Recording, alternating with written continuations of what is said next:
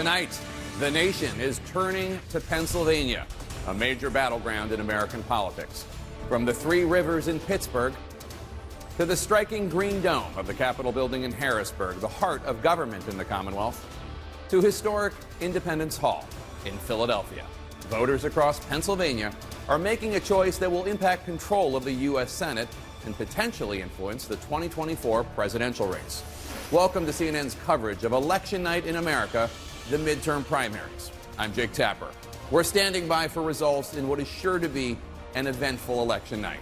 The political spotlight is on key primary races in Pennsylvania, North Carolina, Kentucky, Idaho, and Oregon. In Pennsylvania, North Carolina, Republican senators are retiring, creating two open seats that both Democrats and Republicans will seek in order to win control of the U.S. Senate. Tonight will bring more clarity as to the direction of the two major parties.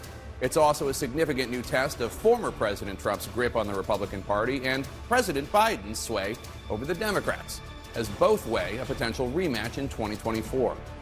Perhaps the biggest test of the Trump factor is his pick in Pennsylvania's Republican Senate race. Former TV doctor Mehmet Oz has Trump's endorsement and name recognition.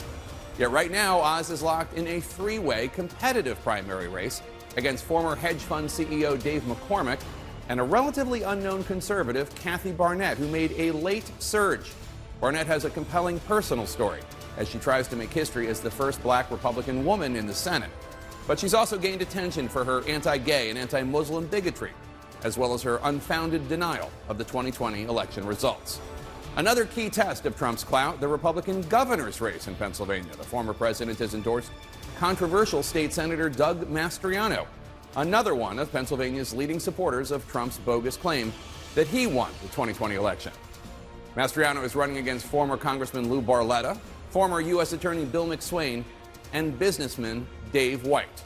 On the Democratic side, we're watching a dramatic twist in the Senate primary in Pennsylvania. The leading candidate, Lieutenant Governor John Fetterman, undergoing surgery today to receive a pacemaker after suffering a stroke on Friday. His top opponents are Congressman and former Marine Connor Lamb from the Pittsburgh area and State Representative Malcolm Kenyatta from Philly. We're watching races from coast to coast. Let me bring in my colleague, Aaron Burnett. Aaron? All right, Jake. And, in less than 30 minutes, voting ends in North Carolina, so we're really right up against it right now. Trump-backed Congressman Ted Budd is taking on one of the state's most well-known Republicans, the former Governor Pat McCrory, as well as former Congressman Mark Walker. And on the Democratic side there, Cheri Beasley is hoping to make history in November as the first black U.S. Senator from North Carolina. Now, we're about to learn if Trump's support is going to help here, specifically with incumbent Congressman Madison Cawthorn. The question is whether he can survive his Republican primary.